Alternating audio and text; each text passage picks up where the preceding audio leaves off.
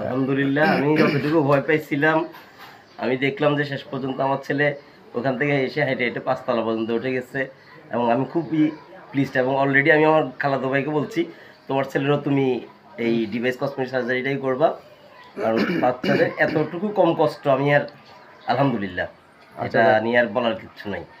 আমার সার্ভিসটা এত ভালো যে কল্পনা করার মতো না, আমি এতটুকু ভাবিনি, আমি এর থেকে অনেক বেশি কষ্ট হবে বা টেনশনের চিন্তা করছিলাম। আসসালামু আলাইকুম।